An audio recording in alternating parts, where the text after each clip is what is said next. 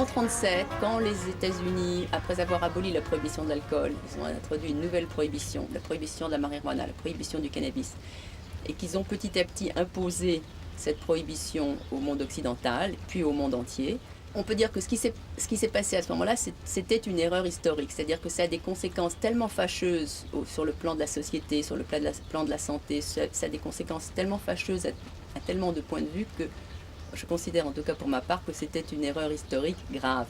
Maintenant, la question première, c'est comment revenir en arrière. Et revenir en arrière, c'est quelque chose qu'on ne peut pas faire. On ne peut pas revenir en arrière. Tout serait simple si on n'avait pas eu de pénalisation du cannabis, si on n'avait pas eu une prohibition. Mais on en a une. Donc la question maintenant est très ardue. Comment en sortir? La loi du 31 décembre 1970 est en France, est un véritable tabou. C'est-à-dire que c'est une loi symbolique qui manifeste un refus d'envisager la situation actuelle. Et c'est une loi rempart derrière laquelle s'abritent un petit peu les parents, les autorités. Personnellement, je crois que c'est surtout une loi qui forme un écran entre le public et les faits. J'aurais des enfants qui fument du cannabis, je ne serais pas inquiet parce qu'ils fument du cannabis, mais je me poserais la question des raisons qui les ont poussés à fumer du cannabis. Et mon inquiétude viendrait plus de ces raisons. Qu'est-ce qui fait qu'ils ont besoin de cannabis et non pas je suis inquiet parce que le cannabis va les entraîner vers l'héroïne, vers la cocaïne, vers l'amphétamine. En fait, ils iront vers la cocaïne ou les amphétamines si les raisons qui les ont poussés à prendre du cannabis les poussent aussi à aller vers ces produits. Et donc c'est vraiment un problème d'individu. Et ça c'est vrai, c'est que la plupart des gens qui utilisent de l'héroïne ou de la cocaïne ont commencé par le cannabis. Mais ça ne veut pas dire que le fait de prendre du cannabis entraîne l'utilisation. La définition, je crois m'en souvenir, de qu'est-ce qu'une drogue est une drogue, un produit classé dans la liste des produits stupéfiants. Le serpent très précis, vous voyez, et vous avez une liste de produits stupéfiants qui vous stupéfierait, parce que là, il n'y a pas que le cannabis, il y a un certain nombre de choses très étonnantes. Quelles sont les dangerosités du cannabis ? D'abord, en termes de mortalité, le produit tout seul, c'est zéro. Ce qui est clair à l'heure actuelle, c'est que énormément de gens, pas que des jeunes, fument du cannabis et que cela est interdit par la loi. Alors, est-ce que ça a des conséquences ou est-ce que ça a une utilité ? Le premier point, c'est que c'est une pénalisation qui n'est que dans la loi, puisque sur le terrain, on vient de le dire, ce sont des millions de jeunes qui fument, et de moins jeunes aussi. Donc, est-ce qu'une loi doit persister quand elle est aussi inefficace que celle-ci ? Est-ce que cette loi est démocratique ? Et le dernier point, est-ce que c'est une bonne représentation de la loi pour notre jeunesse que de savoir qu'ils peuvent faire au quotidien quelque chose qui est interdit par la loi ? D'après les sondages, il y aurait environ 4 à 5 millions de personnes qui auraient fumé et tiré sur un pétard. Et nous serions, puisque j'en fais partie, un peu plus d'1 million à fumer régulièrement. Toujours est-il que je crois que le cannabis maintenant est quand même plus ou moins intégré dans notre culture, on le trouve un peu partout, et quand on voit par exemple, quand on va dans un concert où il y a des flics, des pompiers et tout ça, le cannabis est légalisé, dans tous les concerts on fume. Et il y a énormément de gens qui fument du cannabis. Et donc pourquoi ne viennent-ils pas par exemple nous réprimer dans les concerts alors qu'ils répriment dans la rue? Enfin bon, je veux dire, c'est tout plein de contradictions tout ça. Mais si le cannabis était réellement dangereux pour la santé, les expériences du professeur Nahas, s'ils étaient vraiment fiables, je pense qu'il y a très longtemps qu'elles auraient été publiées dans un journal qui reconnaît ces expériences avec un protocole derrière, etc. Et nous l'accepterions d'ailleurs, ce qui ne nous empêcherait pas de lutter pour la légalisation du cannabis. C'est pas parce que 2 500 000 personnes sont alcooliques qu'on va lutter pour l'interdiction de l'alcool. Mais pour l'instant, rien ne prouve que le cannabis est dangereux pour la santé. Et il y a eu cette bombe en novembre 1995 qui est tombée du Lancet, qui est un journal médical anglais bien connu pour son sérieux, qui a fait son édito sur le cannabis et dont la première phrase était « Le cannabis, même à long terme, ne provoque pas d'effets négatifs sur la santé ».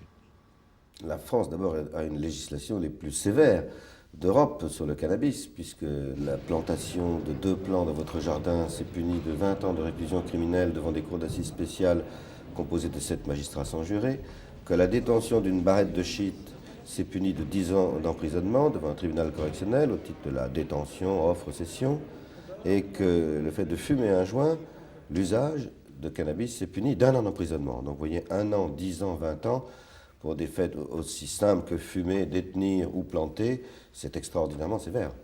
Eh bien, cela vient d'une diabolisation du cannabis qui a été entreprise, disons, au niveau politique et scientifique par certains professeurs célèbres, qui vont bientôt d'ailleurs faire l'objet d'une affaire judiciaire en diffamation, puisqu'on les accuse justement d'avoir créé cette diabolisation de cette substance en lui imputant la stérilité, l'imbécilité, l'escalade vers les drogues dures, l'impuissance, toute une série de tares qui sont fausses selon nous. Il y a vraiment une diabolisation de cette substance que pourtant la France a vendue pendant 30 ans en Tunisie et au Maroc avec des régies qui étaient exploitées par la Banque de Paris et des Pays-Bas, enfin tout à fait officielles. Néanmoins, depuis, disons, une dizaine d'années, on a réassisté à cette entreprise de diabolisation du cannabis dans les médias et en politique. Les effets physiques du cannabis sont pratiquement inexistants, enfin extrêmement faibles. Et la discussion, elle est au niveau de la dépendance psychique. Alors, la dépendance psychique, c'est précisément le fait que lorsque vous avez pris ce produit, vous avez à certains moments très envie d'en reprendre. Et voire même, vous ne pouvez pas vous empêcher d'en reprendre. Hein, le craving en anglais, là, ce besoin de retrouver. Et il semble que cette dépendance psychique, elle ne dépend pas, enfin elle dépend partiellement du produit. Il est évident qu'il y a certains produits qui déclenchent des dépendances psychiques beaucoup plus fortes que d'autres, mais elle dépend essentiellement de l'individu. Bon, alors en ce qui concerne le cannabis, si vous faites une échelle, il est clair que les processus de dépendance psychique dus au cannabis sont sans doute moins forts, enfin très nettement moins forts que ceux qu'on obtient avec les autres drogues qu'on appelle dures, comme l'héroïne, la morphine ou le cocaïne et l'amphétamine. Par rapport à d'autres toxiques, par rapport au tabac, par rapport à l'alcool, par rapport à des drogues plus dures, non, ça n'est pas très dangereux, bien entendu. Simplement, le problème se pose de la disposition des toxiques des autres, n'est-ce pas? Ça vient d'ailleurs et donc on le pénalise, on le diabolise et on en fait quelque chose qui est comme un épouvantail. Enfin, si on pouvait se passer de tous ces excitants et qu'on ait une vie meilleure et du travail et du rêve et de l'aventure, ce serait mieux, mais c'est pas comme ça. Si yo conozco una chacha, su nombre María Juana. Sé que todos los chachos la llaman luz del alma. Marihuana, desde que yo nací. Bon, tu la retrouves un peu partout, hein. Enfin, nous on a beaucoup fait l'Amérique du Sud, là-bas elle est présente partout. C'est quand même agréable quand t'es en Colombie, dans un petit village, et t'es en train de manger dans un poisson, dans un tout petit restaurant comme ça, et qu'au dessert, tu vois le mec, tu lui dis bon, pour le dessert on fumera bien un petit pétard. Alors il va chez le voisin, puis il te ramène une belle tête comme ça. Voilà, c'est au prix du café. Je crois que c'est un bon moyen de vivre ça. Enfin, c'est comme ça que ça devrait être partout. Comme à la fin du resto, au lieu de demander un café ou un Dijon, tu pourrais te vendre un petit joint, quoi. C'est pas plus mauvais qu'un Calva ou c'est sûrement meilleur qu'un whisky d'une mauvaise marque. Hein. Legalisez-la, marijuana, marijuana. Bah, je pense que c'est quand même une plante que les gens culturellement ont l'habitude de fumer dans plein d'endroits du monde. Bon, en France c'est différent, c'est arrivé sur le tard, mais c'est une plante en Amérique du Sud, il y a beaucoup de gens qui fument. On parle des jeunes mais aussi des vieux, quoi. C'est quelque chose qui est dans... Tout le monde fume de la beuh. Tout le monde, quand je dis tout le monde. Il y a des gens, que ce soit dans un petit port de pêche ou à la campagne ou en ville, il y a des gens qui ont l'habitude de fumer depuis longtemps. Donc c'est quelque chose de traditionnel qui est interdite pour une simple histoire de business. Ça fait plus d'argent quand c'est interdit que le jour où ça ne se fera pas, c'est tout. C'est de l'argent, il n'y a pas besoin de le déclarer.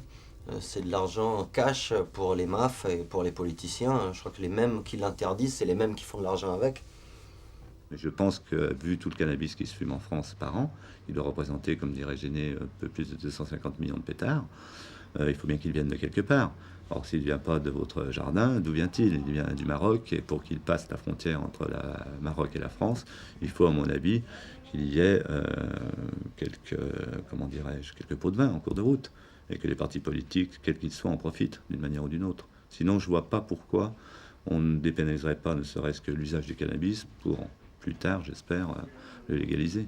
Qu'est-ce qui se passe avec le Maroc? Le Maroc déclare très officiellement, je veux dire, des bouches les plus autorisées, qu'il y a en effet entre 50 000 hectares, on pourrait dire qu'il y en a 70 000 hectares, et c'est un moyen de négociation aujourd'hui avec le reste de la communauté que éradiquer ce produit, mais pour qu'il soit remplacé par un autre, subventionner l'éradication. Et donc il rentre dans une sorte de négociation plus globale. Du coup même, il est dédramatisé. Hein? Lorsqu'on dit, oui, il y a 50 000 hectares, mais il y a 100 000 familles qui vivent, qu'est-ce que vous voulez qu'on fasse? Il faut faire remplacer ça. Alors, on veut bien lutter contre ça. Et puis, le Maroc peut dire aussi autre chose. Il peut dire, écoutez, on veut bien éradiquer un produit, mais en même temps qu'on éradiquerait les cultures de cannabis, de kiff au Maroc, on voit que dans certains pays européens, la consommation est au moins tolérée. Alors, pourquoi voulez-vous que nous, on interdise un produit au niveau de la production lorsqu'il a tendance à être légalisé au niveau de la consommation? Vous voyez, alors tout ça est une sorte de très grande négociation qui est liée à d'autres produits. Ne croyez pas, il est lié à la tomate, il est lié à la pêche, il est lié aux produits méditerranéens en général. Et on se rappelle du cannabis chaque fois qu'on veut négocier ces produits d'ailleurs. Lorsque la France s'oppose au sein de l'Union européenne à toute évolution de la législation, la France défend d'abord des intérêts mafieux auxquels elle est liée. Les arguments pour la prohibition qui restent, ce sont des arguments d'ordre moral. Alors il y a des gens qui trouvent que c'est pas bien, et que comme c'est pas bien, ils doivent l'interdire aux autres. Bon. Pour la levée de la prohibition, il y a un argument d'ordre politique, qui est que une société prohibitionniste, c'est celle d'Al Capone, et une société sans prohibition, ça peut être une démocratie. Ça suffit pas, mais ça peut être une démocratie. Si on voit de manière froide les lois, simplement les lois, on voit qu'elles ne sont pas très différentes en Europe. Par contre, les mentalités et l'appréciation qu'on a sur la drogue, et pas seulement sur la drogue, sur la vie en général, hein, elles sont très différentes. Et c'est normal, chaque pays a son histoire. Donc, les Pays-Bas, par exemple, avec un passé protestant qui exprime très fortement à chacun de ses actes la responsabilité individuelle comme libre choix, et même si elle a des lois qui sont semblables à celles de la France. Vous savez, aux Pays-Bas, le cannabis est aussi interdit qu'en France, mais il est toléré. Il est toléré par des textes, et il est toléré par des pratiques. Mais les lois sont les mêmes, quasiment. L'affaire des coffee shops est évidemment de ce niveau. C'est-à-dire, les Pays-Bas ont institutionnalisé la tolérance à travers un certain lieu géographique qui s'appelle coffee shop pour séparer le cannabis des autres drogues. C'était ça la raison principale historiquement. Et d'autres pays, comme l'Allemagne, ou comme l'Espagne, ou comme l'Italie, elles aussi ont dépénalisé la consommation. Mais c'est avec la Hollande qu'on a un conflit, parce que là, le symbole de la tolérance, c'est-à-dire le symbole géographique, un magasin, est un choc, tandis que le fait de consommer en s'approvisionnant dans les circuits informels, c'est-à-dire dans les circuits criminogènes, ça ne choque pas tellement parce que quelque part l'interdit existe. Vous voyez donc que ce n'est pas les lois. En Hollande, où la consommation de cannabis est tolérée, elle n'est pas légalisée, tolérée de fait depuis 1976, depuis bientôt 20 ans, nous avons des études qui sont très sérieuses en annexe du premier rapport Masson sur le trafic en Europe qui nous montre que la consommation de cannabis est restée stable dans la jeunesse hollandaise en 20 ans de coffee shop, premièrement.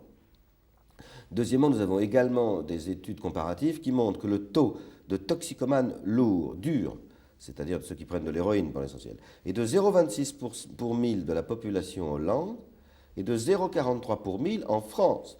Donc en France, on a presque 2 fois plus de toxicomanes lourds qu'en Hollande. Donc il est faux de dire que la politique hollandaise est un échec. C'est au contraire une réussite à l'intérieur. Quelqu'un qui se balade en Hollande, quand il va dans une coffee shop, il a devant lui tout le monde. Le procureur de roi qui vient fumer un pétard, comme ça nous est arrivé l'autre fois avec Adrien, un mec qui bosse en usine, n'importe quoi. Et puis il y a des gens qui viennent aussi avec des amis boire un thé et qui fument pas. Je veux dire, c'est vraiment... Si d'un seul coup les Français pouvaient voir qui sont vraiment ces 3,5 millions, 4 millions de gens qui fument et qui savent ça, ils seraient très très étonnés. Alors il y a une plante que Linné, qui au XVIIIe siècle a fait une grande classification de toutes les plantes qu'on utilise toujours aujourd'hui. Il l'a nommée Cannabis sativa. Cannabis sativa, c'est une plante qui a accompagné l'humanité, on peut dire, depuis les débuts de son histoire, et qui, selon les lieux et selon les époques, a été utilisée pour fondamentalement 2 versants. L'un, c'est son aspect psychotrope, c'est-à-dire que quand on fume le cannabis ou quand on l'absorbe sous toute autre façon, certaines variétés de cannabis, on a ce qu'on appelait un effet planant, ce qu'on peut appeler une sorte d'ébriété, bref. Et puis, il y a un autre aspect de la plante qui est présent en particulier dans certaines variétés spécifiques, qui est une très grande richesse en fibres. Et en fibres qui présentent un très grand intérêt pour le textile en particulier.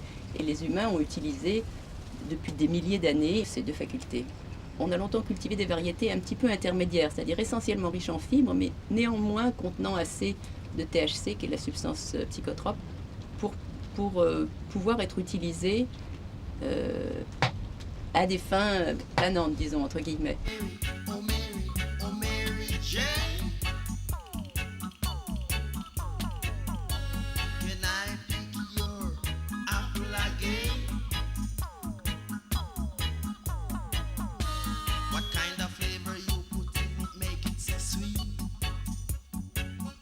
Pourquoi cultiver le cannabis? Il y a 2 raisons essentielles. La première raison essentielle, c'est que dépendre de trafic dont on ne sait pas trop les provenances, dont on sait certaines fois que c'est du trafic d'armes en échange de drogue, etc. Et en plus, la qualité des produits, l'altération des produits, qui fait que bon, on a vite fait de se rendre compte que si on produit par soi-même, ça nous coûte déjà nettement moins cher, ça c'est une chose, et en plus on peut se permettre d'avoir des produits de qualité qu'on contrôle soi-même.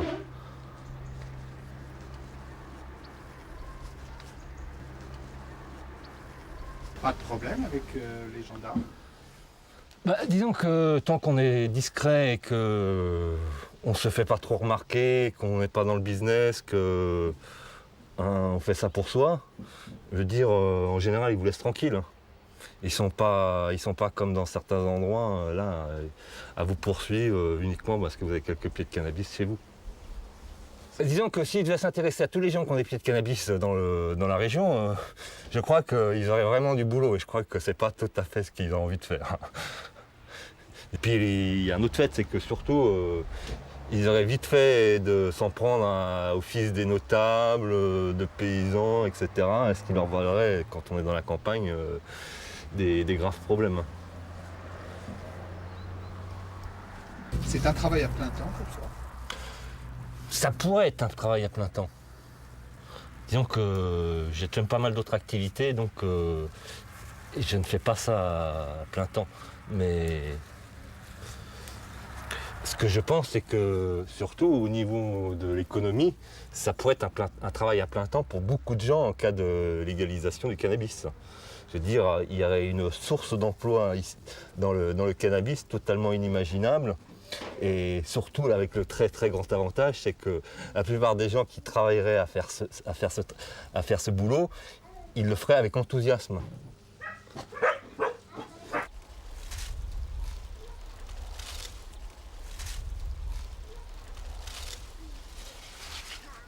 Un des effets pervers de la prohibition du cannabis, c'est que ça pousse ces amateurs à le cultiver.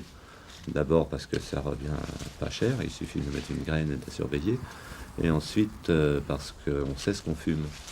Donc nous, quand on encourage à l'autoproduction, ce qui est strictement interdit et ce qui rentre dans la loi sous l'article 630, la présentation d'un jour favorable, je pense qu'on fait un acte social en quelque sorte.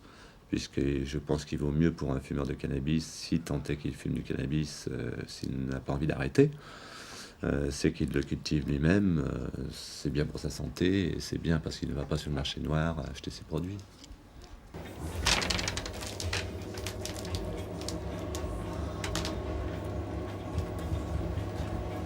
Ça fait 4 petites années que je me mets à cultiver dans mon placard et là, bon, je commence à acquérir une petite expérience. Au niveau de la qualité, je suis sûr de fumer un produit pur biologique parce que ce que tu vois, c'est entièrement bio, quoi. Il n'y a pas de problème, il n'y a aucun pesticide, il n'y a rien de rien.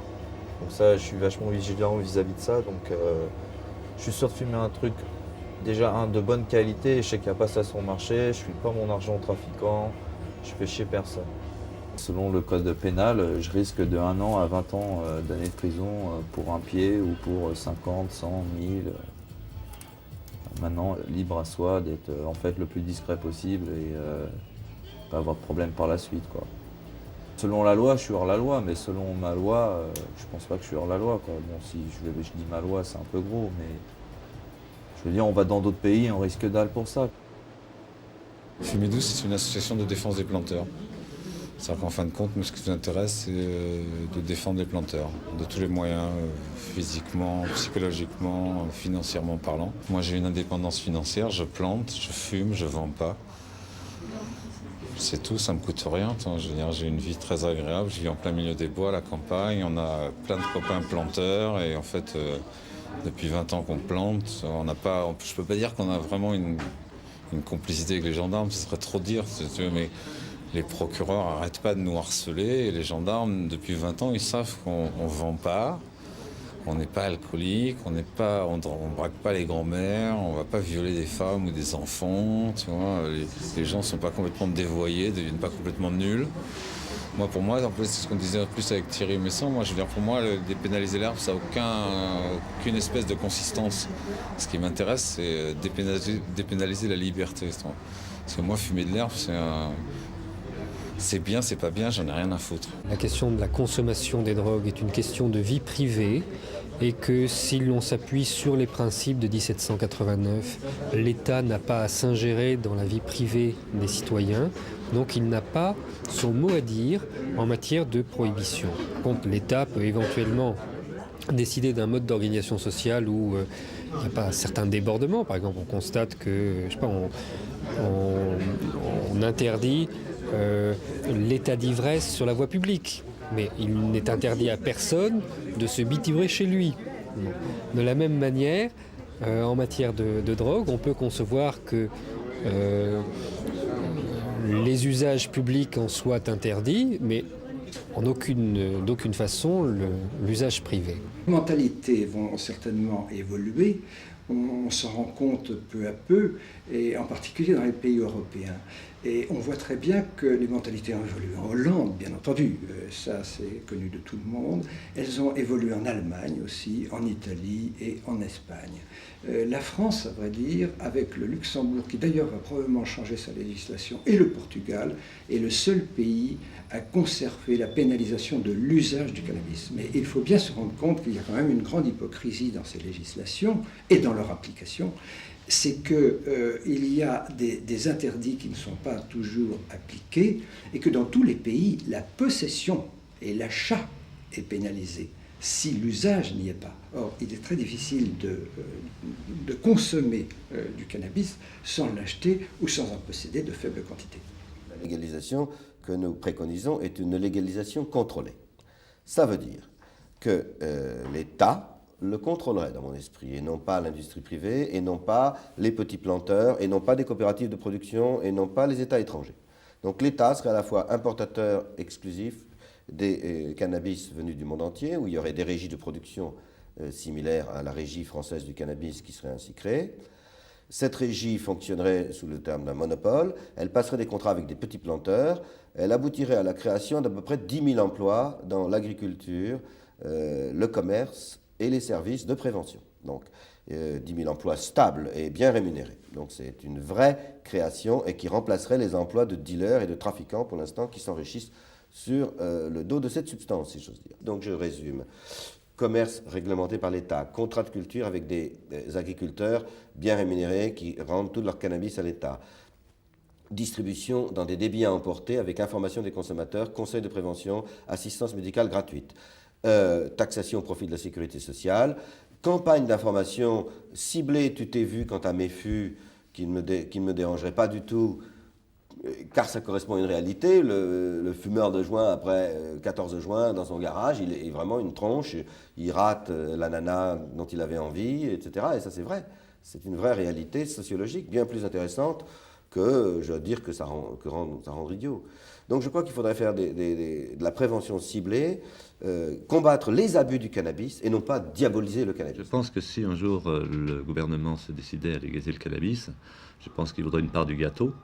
Donc on irait vers une sorte de monopole d'État, mais ce n'est pas ce que souhaite le cirque. Alors je pense qu'il faudrait partager le gâteau entre un monopole d'État, c'est-à-dire une régie française du cannabis en quelque sorte, enfin une régie française un peu sur le modèle de la régie française des tabacs, où il y a un autre système qui est un système à mon avis qui est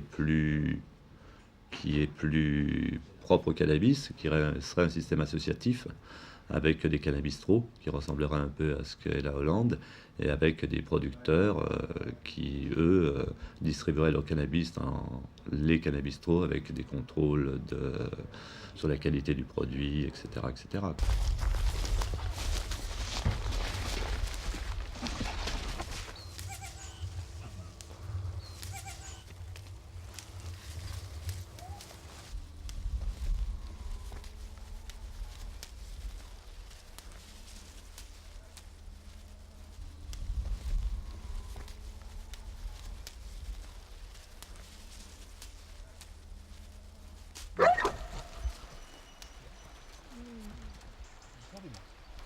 Il faut planter à 3 ou 4 endroits différents pour être sûr d'avoir un fumier.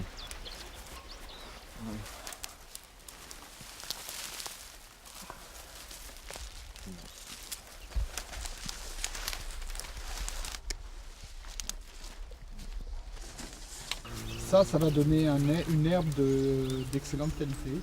Ah bah, je veux dire, quand on sent comment c'est gras sur les doigts, il n'y a aucun doute. Hein. Puis à l'odeur.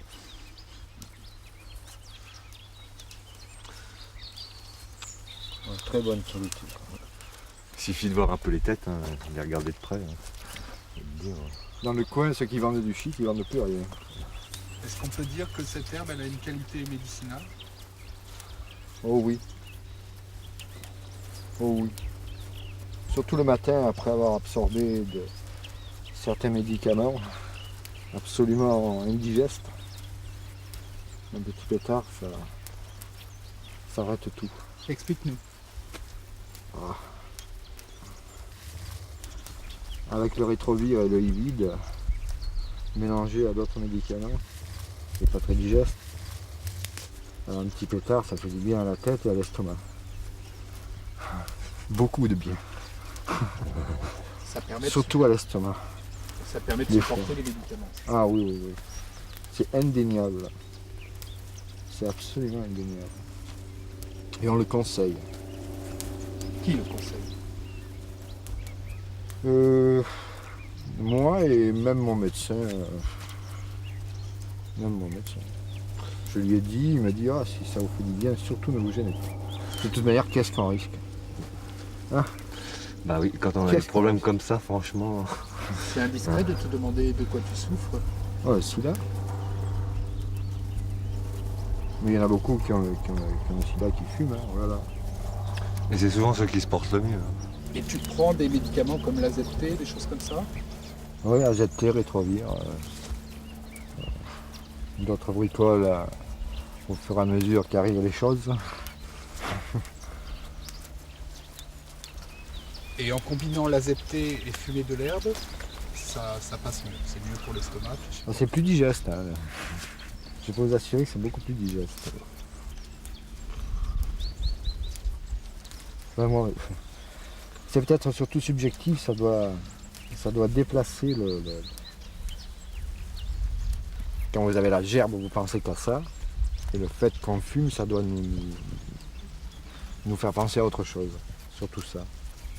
Tu as discuté profondément avec les médecins de ça. Est-ce qu'il y a des recherches de fait pour faire un médicament à base de cannabis? Aux États-Unis, ils en vendent de l'herbe comme ça. Librement. Enfin, c'est où déjà? C'est le Cannabis Buyer Club. Ouais. Il y en a un notamment à San Francisco qui marche extrêmement fort. Mais là, ils vendent maintenant dedans, c'est de la bonne herbe parce qu'avant, il y avait bien des recherches pharmaceutiques, mais c'était du marinol, un produit de synthèse. Et beaucoup de malades se sont plaints des effets secondaires de ce produit, alors que quand ils étaient à fumer de la bonne herbe, ils n'avaient pas ces mêmes problèmes secondaires.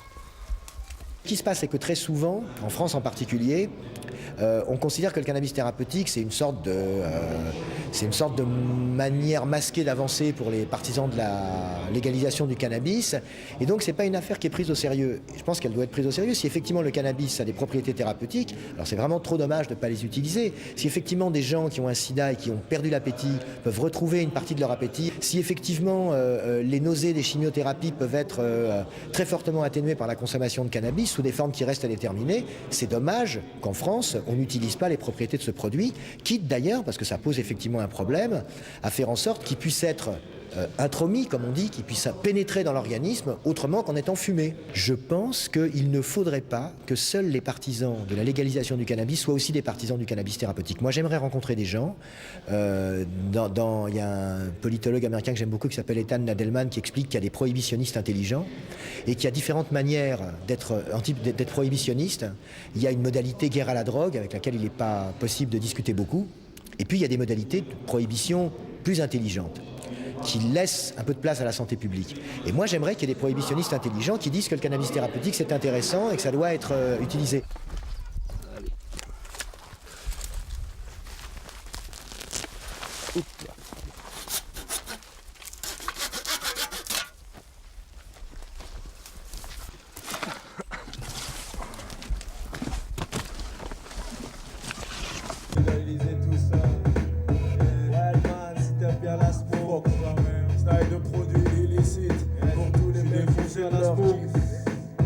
Je détiens tous les styles de beurre, Smoka, Ganja, Zemga, Marocco.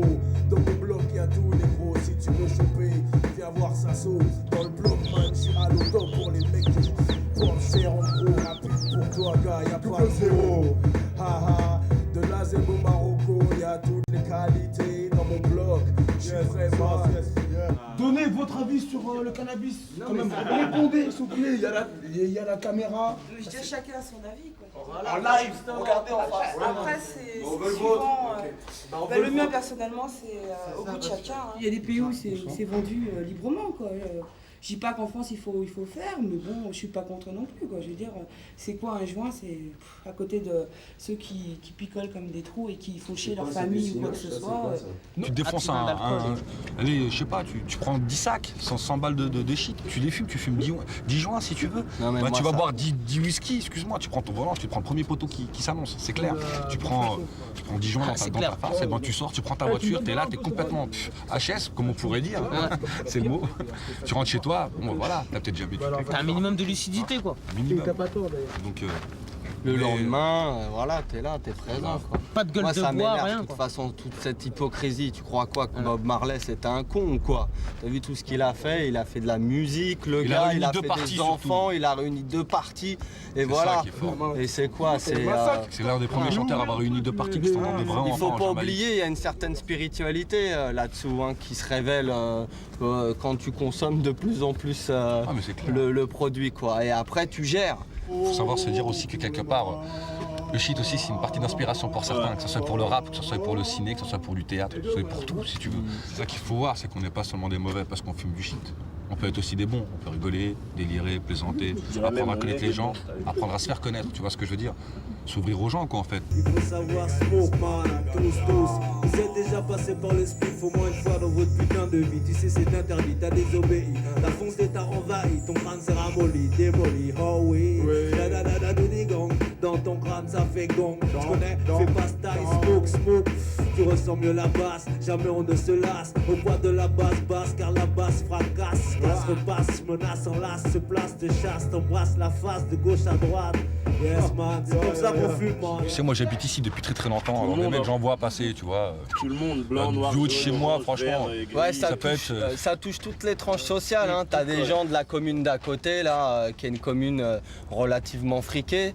Et bon, voilà, quoi. Eux, ils viennent, ils prennent leur petit 12, tranquille. Les 25 aussi. Hein, et voilà, ils reviennent, ils font ça une fois par semaine, ils viennent faire leurs courses, quoi. T'as le mec qui est commercial, voilà, qui a arrêté son feuta, qui va faire un crochet à la cité pour choper son petit 5 queues, son petit 50 balles, tu vois, il va se faire son petit joint dans la soirée, il sera cool, il sera bien, tu vois, voilà. Le shit, il arrive comment ici? Tu crois qu'il arrive à la nage tout seul?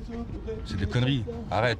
Ici, on te contrôle du shit. Voilà, il y a même pas une semaine de ça, on a arrêté 2 kilos de cocaïne qui venait de Caen ou de je sais pas où d'où. 2 kilos de cocaïne, ok, d'accord. Ils l'ont attrapé la cocaïne quand même, tu vois. Ils ont su comment c'était. 2 kilos, c'est tout petit, ça doit être tout petit, 2 kilos, tu dissimules là. Vite fait, ramène 5-6 tonnes du Maroc, tu vois ce que je veux dire? Essaie de dissimuler quelque part. Tu vois, ça passe, ils le voient pas, hein, tu vois ce que je veux dire? Des Suisses, les mecs. Tu vois ce que je veux dire, les douaniers? Non, j'ai rien vu, chef. Arrête, c'est ça qu'il faut voir aussi, c'est que c'est voulu quelque part. On sait que tous, que voilà, tu fumes un joint, t'as une barre ici. Voilà, et là, t'es pisse. C'est pour ça qu'on donne souvent cette image, ouais, un juice. En fait, non, tu vois, ça nous calme, c'est vrai. Si on fumerait pas, franchement, avec toute la tension qui règne ici dans les cités, ça brûlerait. Ça brûlerait, ouais. Voilà, franchement, ça brûlerait. Tu vois, c'est pour ça, s'ils coupaient véritablement cette substance-là, que ça soit l'herbe ou le hache, quoi, je parle surtout de ça, parce que le reste... Faut pas faire dépendance aussi, quoi. Faut pas faire, tu vois, faut pas croire qu'il y a une dépendance totale aussi. Regarde, tu vois, eux, ils tournent, tu vois, eux, tu les vois tourner régulièrement. Ce n'est pas les drogues qui définissent la politique sur les drogues. Les enjeux sont géopolitiques et diplomatiques et n'ont rien à faire avec la drogue. On fait beaucoup de prévention sur tout ce qui est drogue, toxicomanie, sur le sida. Et le shit, si tu veux, on en parle, mais bon, ça reste toujours un sujet tabou. On en parle en disant, ouais, on va peut-être légaliser ceci, cela. Mais si on légaliserait le shit, franchement, légaliserait ce shit, quoi, le cannabis, on pourrait trouver de la meilleure qualité et ça serait moins nuisible en fait à la santé des jeunes qui fument. Parce que, faut pas croire, c'est pas seulement des mecs de 18, 19, 20 ans, il y a des mecs qui ont 14 ans qui fument. Tu vois ce que je veux dire? Alors autant contrôler la chose et leur donner à fumer quelque chose de bon que leur donner de la merde à fumer. Tu vois ce que je veux dire? La différence entre dépénalisation et légalisation, dépénalisation c'est qu'on ne condamne pas l'usager, mais le produit reste interdit. Et l'autre, c'est que le produit est accessible. Alors c'est sûr que si l'usager n'est pas condamné, et si le produit reste inaccessible, il y a une contradiction. Enfin, pour moi, c'est déjà un premier pas de ne pas condamner l'usager. Je pense qu'à terme, la logique veut que si on ne condamne pas l'usager, eh ben, il puisse avoir accès au produit. Sinon, il y a une incohérence. Après, accès aux produits, comment? Bon, ça c'est à discuter. Moi, je pense que la dépénalisation de l'usage, c'est une première exigence sur laquelle tout le monde peut se mettre d'accord. D'ailleurs, tous les pays européens, à peu près, sauf la France, enfin, on doit être 3 pays européens à ne plus le faire. Donc, il y a quand même une majorité de pays européens aujourd'hui en faveur de la dépénalisation. Ça ne résout pas la question, mais au moins, ça évite le pire. On ne peut pas aller contre l'histoire. De plus en plus de pays en Europe changent de position, vont vers une légalisation du cannabis. Je vois pourquoi la France ne suivrait pas la même voie. Autrement, Chirac va être obligé d'entourer notre beau pays de barbelés.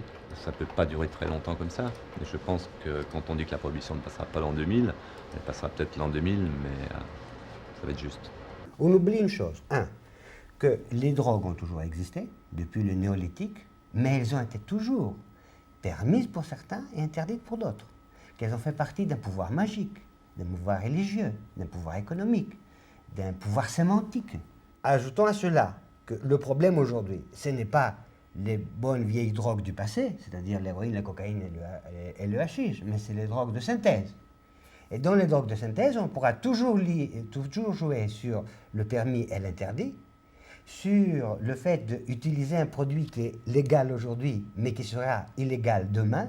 c'est-à-dire d'anticiper la notion de l'interdit par l'usage. Et ça, c'est une chose très importante à comprendre, parce que, de nouveau, c'est lutter contre la crise, contre l'exclusion, contre les fractures ville-campagne, nord-sud, riche-pauvre, qui font que, historiquement, on voit une baisse des consommations des produits hallucinogènes ou psychotropes. Et ça, depuis l'Antiquité de nouveau. C'est en réglant ces problèmes qu'on baisse la consommation. C'est en accentuant ces problèmes que la consommation monte. C'est aussi simple que ça. C'est pour ça que je dis que régler le problème des drogues, c'est régler le problème de nos sociétés en général. On les règle, le problème des drogues devient marginal. On ne règle pas la consommation des drogues, de toutes les drogues, présentes, futures, augmente.